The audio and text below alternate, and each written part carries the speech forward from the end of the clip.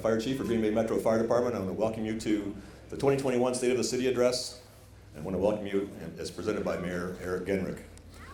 First off, we're going to be introducing the Honor Guard here in just a second, but I want you to know that it's a joint Honor Guard made up of the Green Bay Police and the Green Bay Metro Fire personnel, the joint Honor Guard today, and we're really proud and pleased that they're here. Some of the members are going to be receiving an award tonight, and unfortunately, as usual, some of our folks are out running calls tonight and responding to emergencies, one out on the river. So we just wanted to make sure that you understood that. So without further ado, please rise for the presentation of our colors.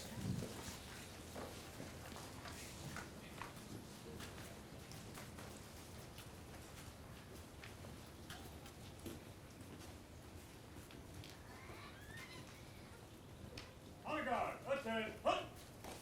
Prepare to carry colors. Carry colors. Forward, march.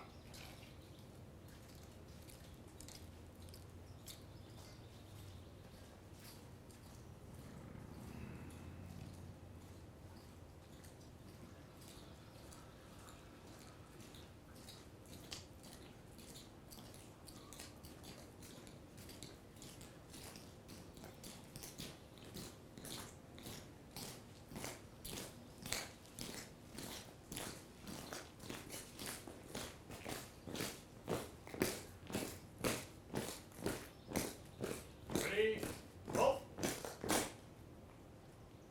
Shoulder, arm. Present, arm. I pledge allegiance to the flag of the United States of America, to the republic for which it stands, one nation, under God, indivisible, with liberty and justice for all. Shoulder, arm. Order, arm. Right, face. Forward, march.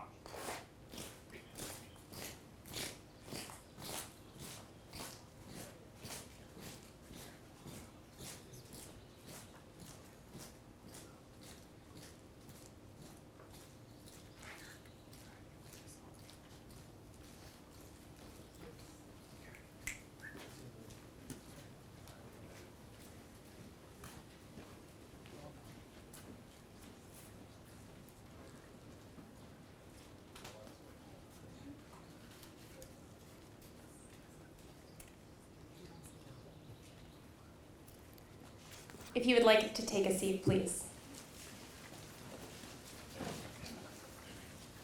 Thank you, Mayor Genrich and staff, for hosting your annual State of the City Address here tonight at Green Bay Botanical Garden. I'm Eileen Metzler, Director of Events here at the Garden.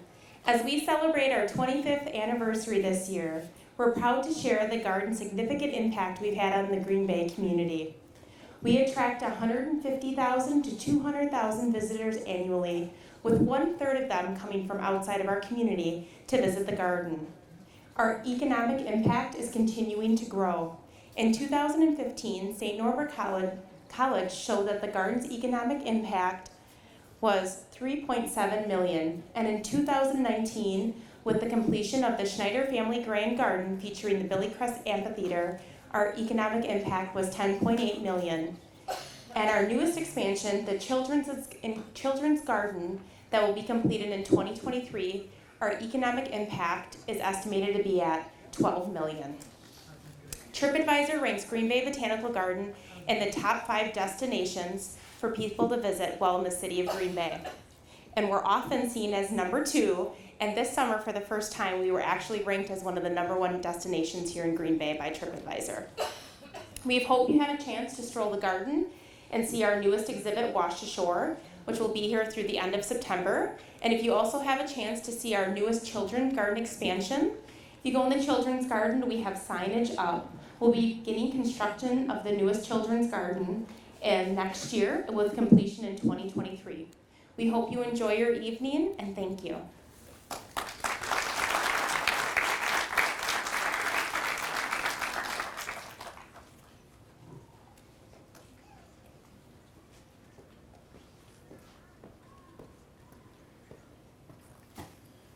Saguli Swagwake, that's my greeting in the Oneida language.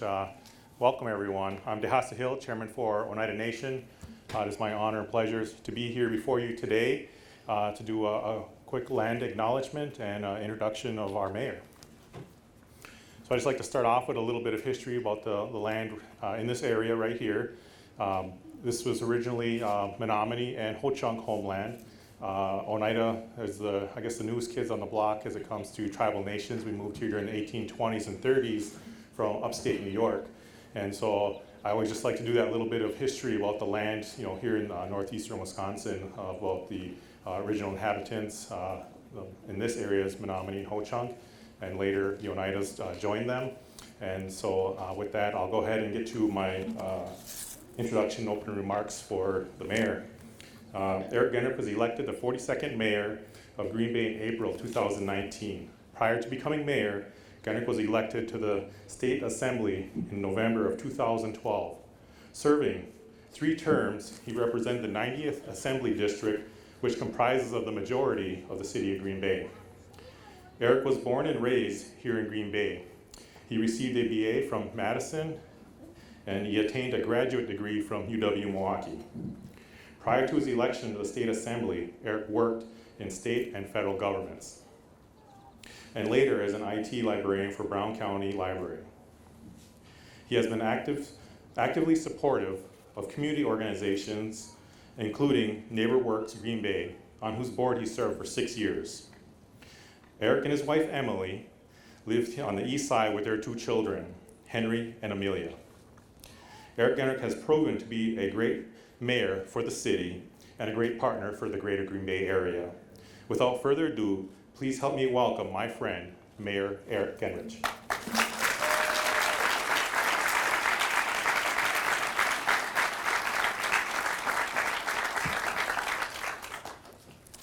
Well, good evening, everybody.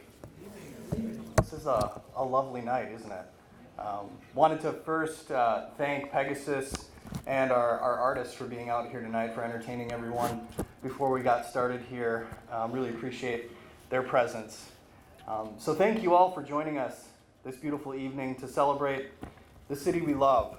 Thanks specifically to the Green Bay Botanical Garden for hosting us tonight, to Chairman Hill and the Oneida Nation for welcoming us to Oneida land, and to our honor guard, our joint honor guard, our police and fire for being here this evening. I also wanted to make a note, there were a number of police officers and firefighters lined up here to lead us in the pledge. There were so many tremendous acts of heroism that were conducted by them. This year we wanted to recognize them and have them up here on stage leading us in that pledge. So thanks to them for being here, and more importantly for all the work that they do all year long.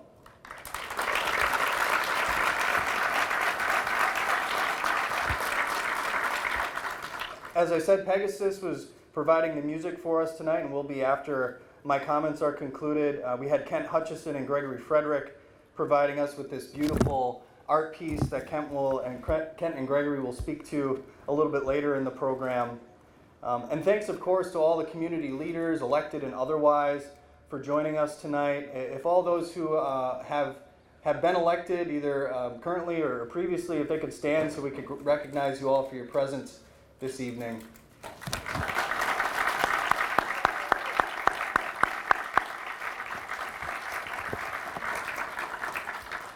And I want to specifically acknowledge members of our Common Council for being here, and for more importantly, for the work they do on behalf of residents every single day. Every major decision we make in the city must be affirmed or rejected by our Common Council, and I'm grateful to each and every member for bringing their unique perspectives and philosophies to inform and shape the governance of our community. Leadership is a collaborative enterprise, or at least I believe it to be when it's done best, which is why I've focused on maintaining open lines of communication with all of our alders. I've also enjoyed a really strong personal and professional relationship with our county executive, Troy Streckenbach. The interests of cities and counties inevitably diverge at points, but they align more often than not, and it's at these points of alignment that we focus to do the work of our residents we serve jointly. The same could be said of the renewed relationship and the philosophy of cooperative governance, which was formalized earlier this year between the City of Green Bay and the Oneida Nation. And the chairman spoke to this. but the Oneida Nation has had a long-standing economic and cultural impact in our region, reaching back to the first half of the 19th century. The Oneida people have resided in northeast Wisconsin since before the city of Green Bay was established.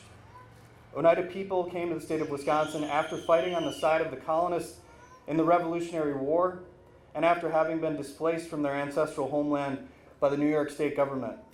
Since 1838, the Oneida Nation has called home the 65,400 acres in southwest Brown County and northern Outagamie County, a portion of which has since been incorporated into the boundaries of the city of Green Bay. This overlapping portion of the city is what necessitates the cooperative governance agreement between our two governments. The agreement that's now in force recognizes the value of land transferred into federal trust and removed from property tax rolls, and it establishes a fair rate of compensation for the city. As importantly, however, the agreement also recognizes the value of a well-functioning relationship between the city and the nation, enabling our respective governments to engage in the joint provision of public safety services, infrastructure development, and other mutually beneficial partnerships. This agreement is a two-way street, with its true value in recognizing the benefits that accrue to the city of Green Bay, the Oneida Nation, and our respective citizens and members with a formal agreement in place. Green Bay and the Oneida Nation are uniting and cooperating for the common good. This is something to celebrate in our current divisive political climate. There are many forces active in our politics that seek division, but there's little reason to concede to that pressure, especially in this case. The Oneida people are our friends and neighbors. The Oneida Nation is sovereign. The Oneida Nation and the city of Green Bay are stronger when we work together. That much and more is even clearer to me now than it was when we began the journey of collaboration, and I hope it's clear to the people of the nation and the city we jointly serve. So thanks again for the chairman for his introduction, and thanks to all members of the Oneida Nation for being here. Appreciate this partnership.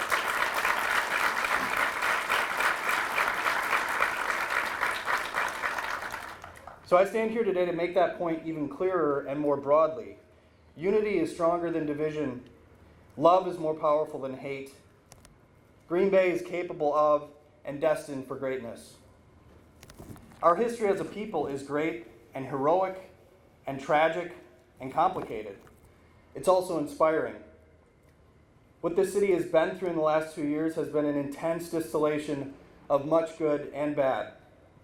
Our future is bright, but it's undetermined. And it's up to us to unite in the face of division to make a future for our city that's worthy of our proudest traditions and fit for our kids and grandkids. But first, let's talk about these last 2 years. It's been quite a ride, huh? I don't know that the job description of mayor fully encompassed everything I've faced in my first 2 years in office, and I've joked that if it had, the list of applicants might have been a little shorter. But that's true of the job of citizen, too.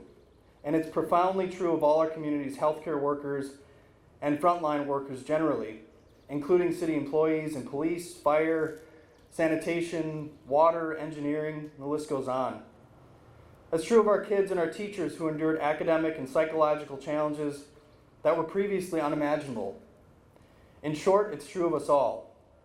We got far more than we bargained for during this past pandemic year.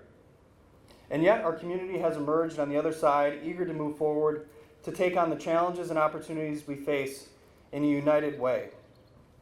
This is not to say that we all emerged from the pandemic, of course. Here in Greater Green Bay, we lost over 240 residents to COVID-19. Over 600,000 Americans have perished, including 8,000 Wisconsinites. For them and their families, please join me in a moment of silence to recognize this immeasurable loss.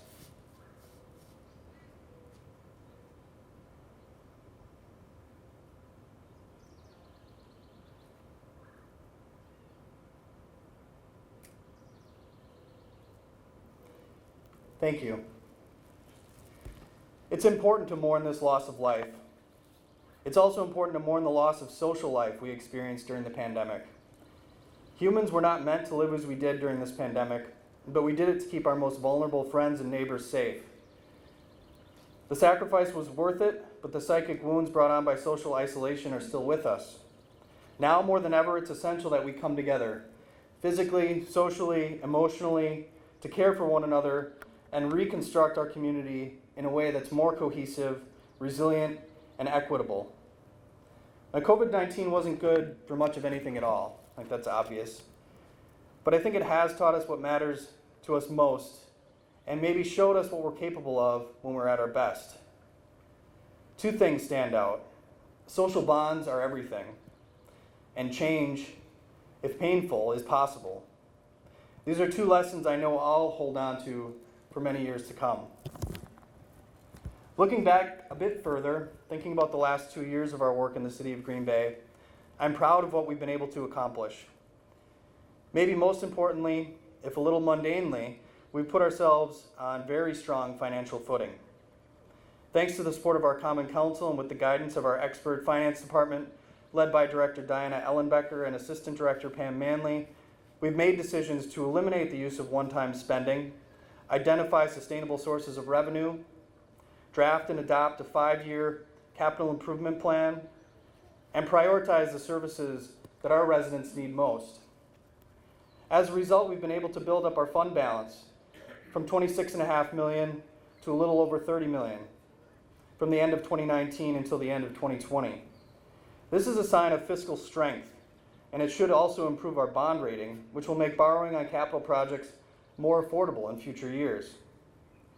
In addition, the budgets that we've adopted increase the number of authorized and funded police officer positions from 180 to 187, including the addition of 2 more crisis intervention trained officers. And we've added another firefighter back to our fire department. Thanks to the wise deployment of revenue associated with the wheel tax and bonded dollars, our Department of Public Works, under Director Steve Grenier's leadership, has dramatically increased the budget for filling cracks and potholes and has increased the lane miles reconstructed nearly 40% when comparing 2020 to the 10-year average. Another essential service, and one that depends on a solid network of roads, is Green Bay Metro Transit. Under Patty Kiewitz's tremendous leadership, Metro has continued to innovate to provide reliable, affordable service to our city's residents. Patty's also instituted the first micro-transit service in the state of Wisconsin, enabling riders in certain areas of our community to hail a GB Metro on-demand micro-transit bus that will take them within a block of their intended destination. For transit lovers and observers, this is an incredibly exciting development, which points the way toward the future of mobility in this city and in communities around the world. Metro also recently formed a unique partnership with Brown County Public Health and our area healthcare providers to deploy a bus as a mobile vaccination unit to visit community businesses, organizations, and events in our collective effort to promote COVID vaccinations. This is the kind of community-focused, collaborative work Patty and Metro are well known for, and I feel very optimistic about the future of Green Bay Metro Transit under her leadership. A spirit of teamwork and collaboration is also something Director Mike Kronick and his IT department are known for. This ethic couldn't have been more clearly displayed during these pandemic months, as many city employees left the physical workplace and set up remote offices in their homes. Almost literally overnight, our way of doing business was upended and has been dramatically changed forever. But none of it would have been possible without the total dedication of Mike and his team to making whatever changes were necessary to carry on the city's business. He's also filming us tonight, so thanks, Mike. Our human resources and law departments have also gone above and beyond before and during the pandemic to serve city residents and employees. Our HR department, under the leadership of Joe Faulds, has taken a more active role in shaping the operations of the organization, working with the business community, with our Chamber of Commerce, to improve processes and services, and working with employees internally to modernize the workplace, instituting flexible work schedules, a more casual dress code, and a flattened organizational philosophy with a focus on employee engagement, and formalizing strategic plans for each of our departments and the city as a whole. Our city law department, led by our city attorney Vanessa Chavez, has been equally instrumental in representing and advising us as we've navigated the challenging legal waters of 2020. Vanessa and her team have also played critical roles in countless other consequential actions, including drafting the Cooperative Governance Agreement with the United Nations, writing numerous development agreements, and taking on several successful and ongoing legal cases. Again, these are the basics of city government, but in order to achieve everything else, it's essential that we focus on strengthening our financial position, securing our infrastructure, breaking down internal and external silos, and providing our police and fire departments with the resources they need to keep us safe. And that's what we've done. And speaking of public safety, our fire department, truly one of the finest in the country, led by Chief David Litton, who you saw earlier tonight, is an incredible example of the commitment to service excellence we're trying to live throughout our organization. The men and women of Local 141 are an incredible group of public servants whose exceptional work has made possible the recent merger with the Village of Bellevue's fire department, which was orchestrated by Chief Litton, as well as Assistant Chiefs Rob Goplin and Ryan Gibbons. This has led to more efficient provision of fire service in Southeast Green Bay and also Bellevue, and it's led to the improvement of Bellevue's insurance services office rating and the continuation of Green Bay's top rating. Our police department, under the past leadership of Chief Andrew Smith and the interim stewardship of Chief Jim Runge, has also accomplished a great deal in the past 2 years, including the adoption of body-worn cameras for all officers in the city of Green Bay, thanks to our partnership with the Green Bay Packers. Our officers also diffused and de-escalated a number of very tense and dangerous standoff situations, delivered a baby outside of Walgreens, compassionately engaged with our homeless residents on countless occasions, and intervened to end the shooting at the Radisson without additional loss of life among bystanders. The list of good deeds goes on, and words fail to capture the work they do, but I am immensely proud of the commitment shown by our officers to the safety of our citizens every single day. Another service we provide, and really maybe the most essential of all, is drinking water by the City of Green Bay's water utility. General Manager Nancy Quirk and the entirety of her team are a talented and committed group that quietly go about the work of providing residents and businesses some of the best tasting, award-winning, I would add, safest, and most reliable drinking water in the country. And it is thanks to Nancy's leadership and the dedication of our frontline utility workers that we've gotten the let out of all of Green Bay's pipes. This milestone was celebrated in the summer of 2020 and has been recognized by the Environmental Protection Agency as a truly noteworthy achievement.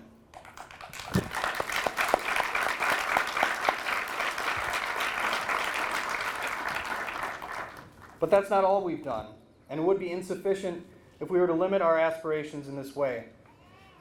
Green Bay is destined for greatness, and we can achieve it by achieving the city we all know is possible. We'll do this by constructing a community for all, by creating a community that is dynamic, inclusive, and beautiful, one that focuses on jobs, justice, and joy.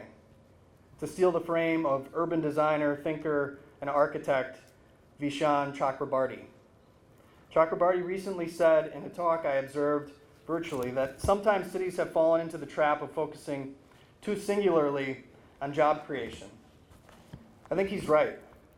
Now, that doesn't mean that we back away from the responsibility of doing everything we can to foster economic opportunity and security for our residents, but it does mean that we should have a broader vision for our community and our citizens.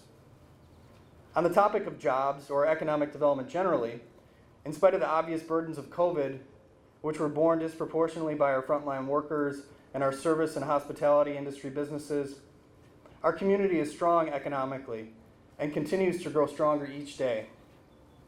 Thanks to the recent addition of Director Neil Steck-Schulte to our Department of Community and Economic Development and the long-standing leadership of Assistant Director Cheryl Rainier-Wigg and the great work of their whole team, we are in position to assist with this resurgence. Within the past few months, I've attended numerous ribbon cuttings and groundbreakings for businesses large and small. Thankfully, we remain a community that's growing in population and economic activity, which we'll continue to cultivate by connecting with businesses and individuals who want to invest in Green Bay and offering them the support we have at our disposal. And we've had some good success recently. Earlier this spring, I attended the ribbon cutting at a new Prevea clinic on our west side, a $23.1 million clinic near St. Mary's Hospital. I also attended the groundbreaking of a new Baycare Orthopedics and Sports Medicine clinic in our I-43 Industrial Park, which continues to be an economic development success story. This 130,000 square foot project will house a consolidated orthopedics and sports medicine operation, but it will also be home to Green Bay CrossFit, a rooftop track, and a number of other businesses to benefit the surrounding residents. Just a mile or so west of our industrial park, you've probably seen work being done to reinvent the Easttown Mall. Thanks to owner and developer Garrett Bader and anchor light industrial tenant American Tent, Easttown Mall is experiencing a rebirth. By innovatively repurposing the building for American Tent's expanded manufacturing operation, Garrett and American Tent's owner and CEO Tony Airbar have made it possible to bring retail back to a site that has suffered from disinterest and disinvestment for quite some time. Oh, and how about that new mill at Green Bay Packaging? This investment, north of $500 million, is the first new mill to have opened in the state of Wisconsin in over 30 years. They could have gone elsewhere, but they chose Green Bay because of our people, first and foremost, but also because of the collaborative nature of the financial incentives offered to them by our state, our county, and our city under the leadership of former Mayor Schmidt and former Director of Community and Economic Development, Kevin Vonk, and of course our Common Council. In addition to these exciting business developments, Green Bay's Common Council and Redevelopment Authority also recently approved a couple development agreements that move us forward to our goals of continuing to offer additional housing opportunities and urban amenities in our downtown core. These projects in the Shipyard and at the Old Farmers Market parking lot on Monroe Avenue are exciting news for all residents and taxpayers. But this is particularly good news for those of us who continue to believe a vibrant and expanding and inclusive downtown are keys to our community's success in the long term. The project at 200 North Monroe consists of 172 market rate apartment units and includes plans for a full-service grocery store and space for UWGB to house their continuing education programming, financial assistance mentoring, and their Center for Civic Engagement. The Shipyard development, which is being led by the team at Merge Urban Development, includes 225 apartment units, a restaurant bar, and public improvements to our west side shoreline, including a boardwalk, floating docks, and a kayak launch. The Merge project, conservatively valued at $21 million, is the spark we needed to ignite even more interest in and development of South Broadway, an area of our city that has been long neglected, but which has limitless development opportunities, especially if we're able to relocate the Sea Rice coal operation. Yes, our beloved coal piles. Mayors of Green Bay, going back roughly 70 years, have vowed to move them. So it's kind of a curse to be obligated to make a similar pledge. But I do sincerely believe the timing is right. The former Pulliam Power Plant property is fit for this kind of industrial port use, which is supported by the current owner, Brown County. Site acquisition was assisted by the Wisconsin Economic Development Corporation, Secretary Missy Hughes, and Governor Evers. This level of collaboration is really what makes a prospective relocation possible, in addition to the support of our state and federal legislators and a willing partner in Sea Rice itself, thanks to the Crow family's understanding of the need to redevelop our riverfront for the 21st century. To relocate the operation to an exclusively industrial area and to redevelop the existing location to benefit the residents of one of the most diverse and disadvantaged neighborhoods in the city will be a positive community development. But more than that, it's recognition too that justice needs to be at the heart of this conversation and many others here in the city. This desire to inject justice into our politics is what has always inspired my public service. And it animates the recent work of our city, including the acquisition of 26.5 acres of land from JBS, plus a $500,000 donation. Now they say you're not supposed to look a gift horse in the mouth, but sometimes it's worth a little peek, and it was in this case. When JBS approached the city with the offer of their generous donation, I graciously accepted, but I also asked them if they might be willing to part with that unused land. Ultimately, they agreed, which gives us the opportunity to reimagine a corner of our community that has been neglected for too long. We'll have a number of conversations with neighborhood residents and stakeholders to inform our redevelopment efforts before any plans are solidified, but at a high level, we'd love to see the creation of a destination playground, an urban farm, and a variety of housing options for people of diverse incomes.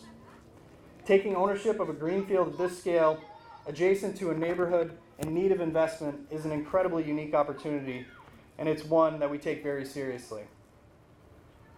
Shifting back to our communities and country's recent past, few cities were left untouched by the movement for Black Lives, which reached its peak in the aftermath of the murder of George Floyd last spring.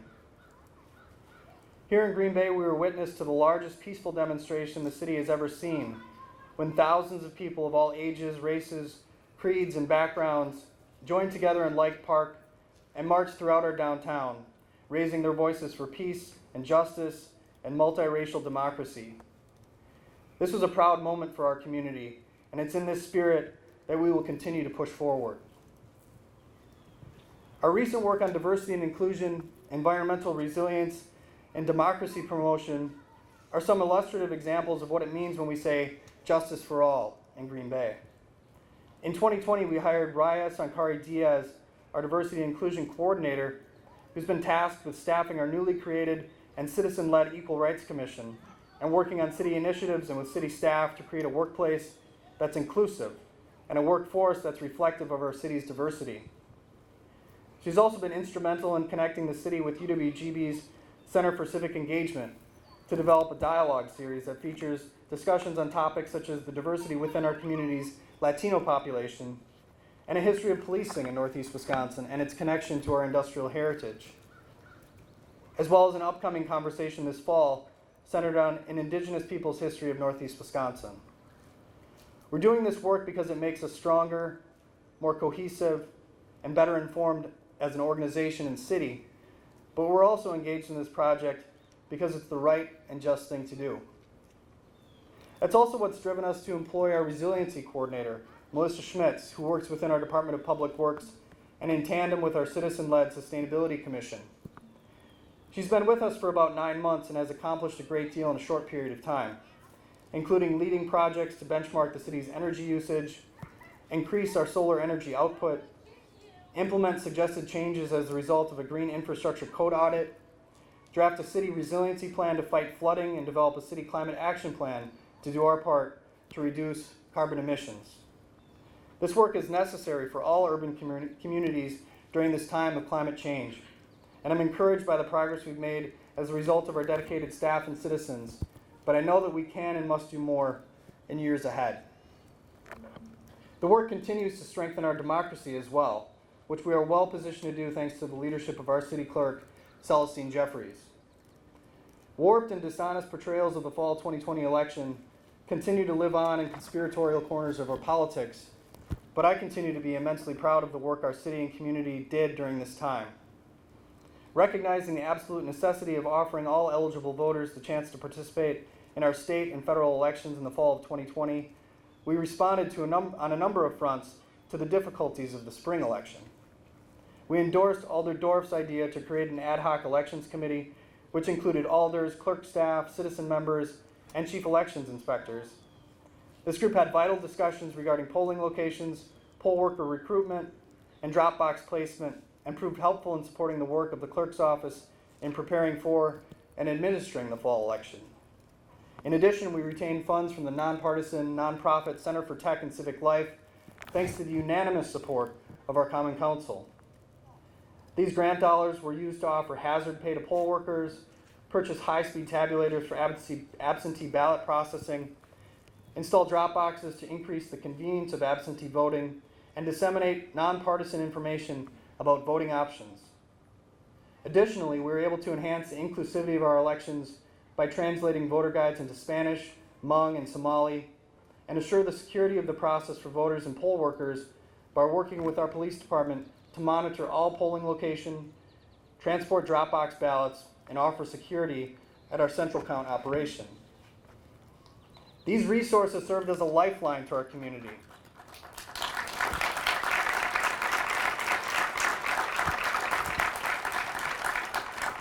And to scores of others around the state of Wisconsin. And the remaining grant dollars will continue to support our work to provide safe and secure opportunities for eligible voters to participate in our elections in the years ahead. As we look toward this work, we are optimistic about our local community and our democracy, but the health of both won't be taken for granted. Assuring the continued existence of secure, free, and fair elections in the city of Green Bay, modernizing their administration, and improving upon their accessibility and inclusivity will continue to be among our highest priorities.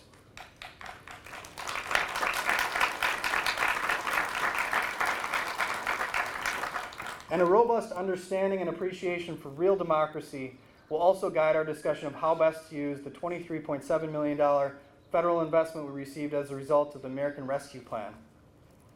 There are restrictions on how these dollars can be used, not to fill potholes. And we need to shore up our internal finances before looking outward. But we need and want citizen input on efforts allowed under federal rules, such as improving our environment and fighting flooding, investing in more affordable housing options throughout the city, strengthening and improving the safety of all Green Bay's neighborhoods, spurring economic activity in neighborhoods and industries hit hardest by COVID, and seeding the arts and culture organizations and creators that bring people to our city and spark joy in our community's life. And that's the last big piece of the puzzle I'd like to highlight tonight: joy. This might seem like something a city government shouldn't be focused on creating, but I don't share that sentiment. We absolutely need to focus on the basics, but we have no choice other than to walk and chew gum at the same time. Even people as serious as our country's founders understood the importance of happiness. Life and liberty come first, but the pursuit of happiness comes right after in our Declaration of Independence. We too prioritize cultivating joy and happiness wherever and whenever possible.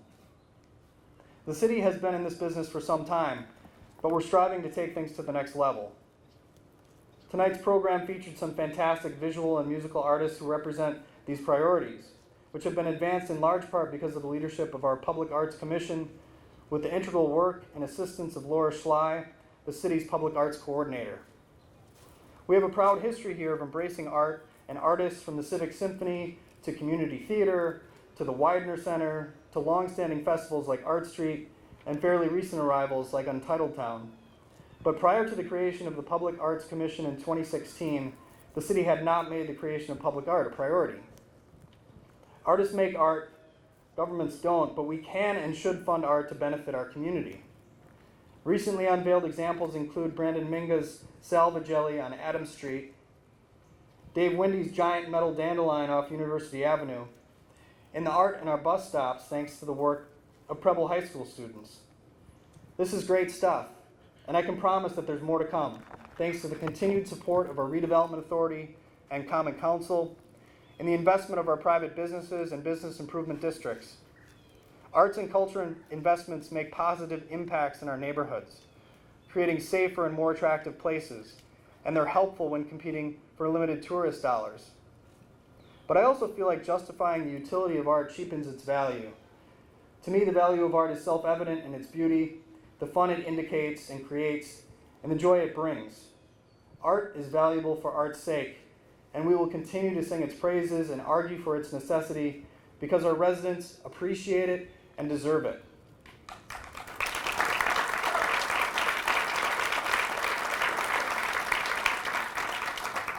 Something else our citizens appreciate are the city's parks and programs. We're blessed with parks, big and small, in all corners of our city.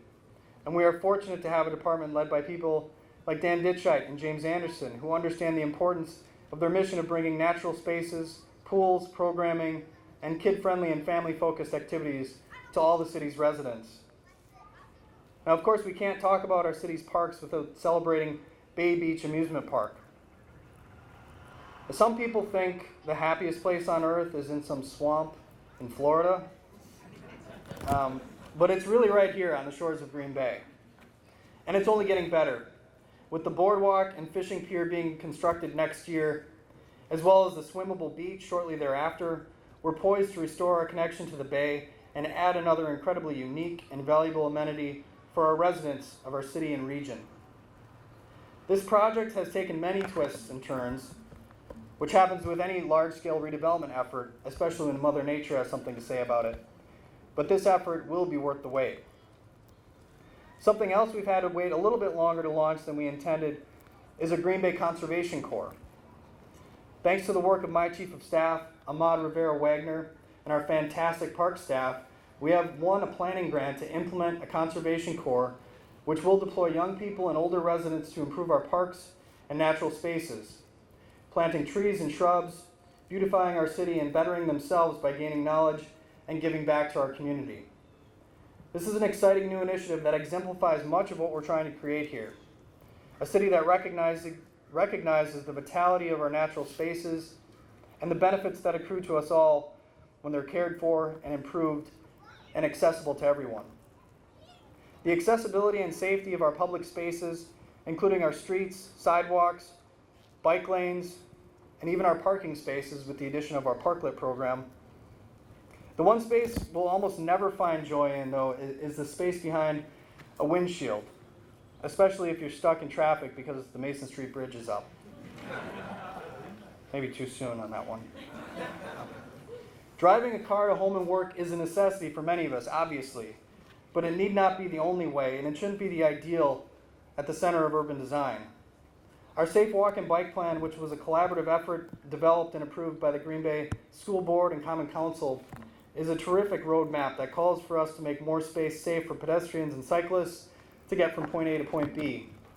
This has proved to be a great starting point for us, but we know that we need to go further, which is why we commissioned a shared corridor vision for our downtown that emphasizes the importance of reclaiming space for art, entertainment, and the safe movement of people outside of motor vehicles.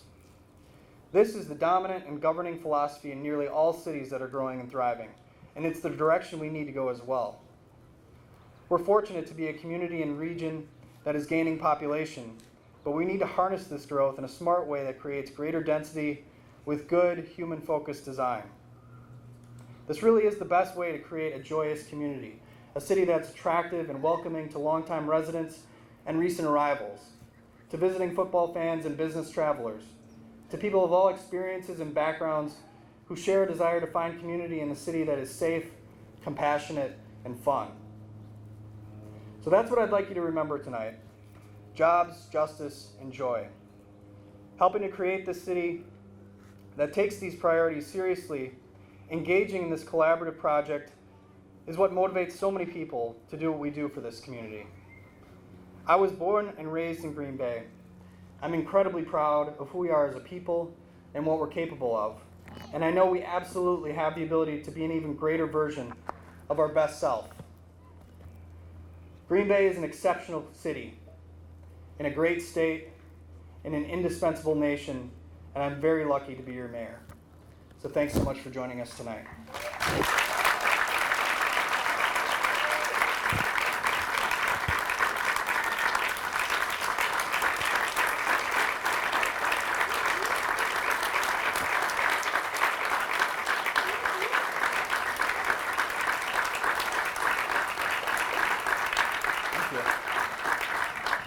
But before I leave you, I do want to take some time to recognize a few people for their work on behalf of this community this past year by designating the employee, the small business, and our citizens of the year. All award winners represent what's best about this city, and I'm very excited to be able to highlight their contributions to this community with a small token of our recognition and appreciation. So first, our employee of the year. Sadly, he's not able to join us tonight, had some personal obligations, so couldn't be here. But I do need to mention that when I made the announcement to a few people that Tom Giese was going to be the Employee of the Year, to a person, everybody was incredibly excited for Tom. Thomas H. Giese began his tenure with the city as a seasonal employee from 1981 to 1986 and was hired as a full-time staff member on September 8, 1986. On September 8th of this year, 2021, Tom will have diligently served the city for 40 years in the Department of Public Works, serving under 5 separate Public Works directors. Tom currently serves in the position of right-of-way specialist and surveyor in the Department of Public Works and holds a certification as a public land surveyor, which denotes an accredited professional who conducts land surveys to measure and define real property and its boundaries, and is actively involved with the Wisconsin Society of Land Surveyors. Tom is widely respected for his historical knowledge, not only in the Department of Public Works, but also citywide knowledge and history. He served as project manager on some of the largest land acquisition projects the city has undertaken, such as right-of-way acquisitions for reconstruction of Military Avenue, Velp Avenue, Monroe Avenue, and most recently Webster Avenue. Tom brings a positive attitude and exemplary work ethic to the City of Green Bay community of employees and has been instrumental in developing upgrades to process and technology. It is fitting and proper that the City of Green Bay recognize Tom for his commitment and dedication to his work and to public service for the City of Green Bay's residents. So please join me in recognizing Tom for that tremendous work.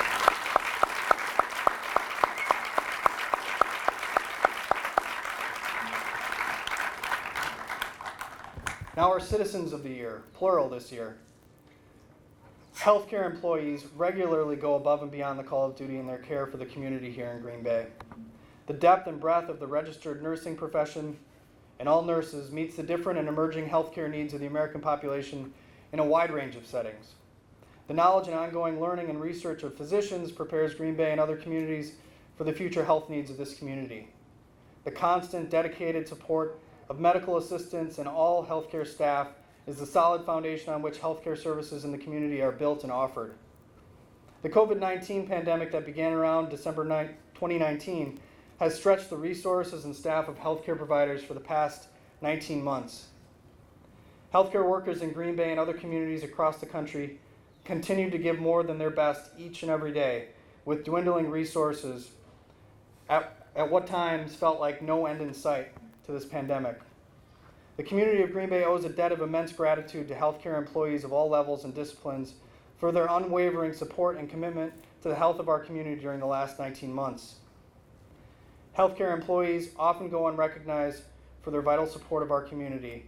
So we wanted to make sure to recognize every single healthcare worker in this community. I know a number have joined us tonight, so if you all could rise, we'd love to celebrate you and recognize you for your service this past year.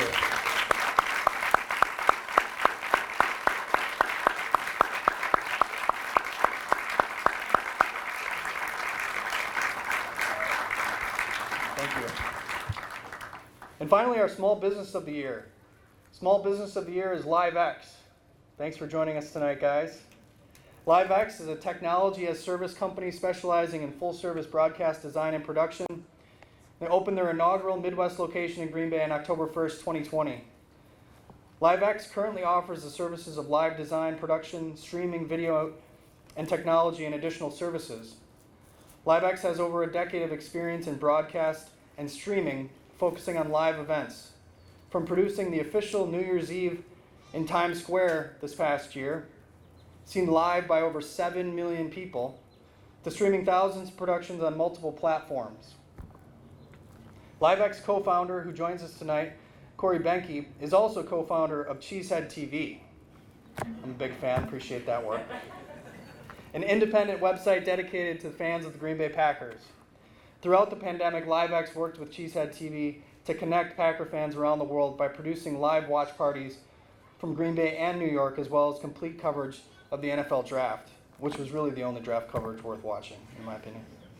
LiveX has worked with clients to meet the new demands of remote broadcasting, including the use of 2 technology products developed by LiveX. Rivet, a remote contribution broadcasting app, and Virtual Video Control Room, a cloud-based control room that allows LiveX staff to access productions virtually from anywhere in the world. LiveX is on track to move into a new 12,000 square foot custom-built facility in the Rail Yard Innovation District in the fall of 2021. On a 10-year lease, LiveX will expand from 2 remote broadcast control rooms to 4 full remote master control rooms, as well as a master control room and a studio able to produce high-quality broadcasts for the next decade and beyond from their new home in Green Bay. And I wanted to recognize LiveX, obviously, for the great work that they do, but also for what they sort of indicate as a business. To have somebody, business that's co-located with headquarters in New York City and the city of Green Bay, I think points to a future that's possible here in the age of remote work. So congratulations to LiveX, the entire team, Corey and Aaron and everyone else. Thanks so much for joining us. So that concludes my portion of the program. I did, though, want to end by thanking a number of people who were instrumental in putting tonight together for us. Ahmad, Terry, and Matt from my office staff. Really appreciate everything that they did to make tonight possible. Erica from our mail room, and Shelby, our multimedia specialist extraordinaire in the back. Appreciate all the great work.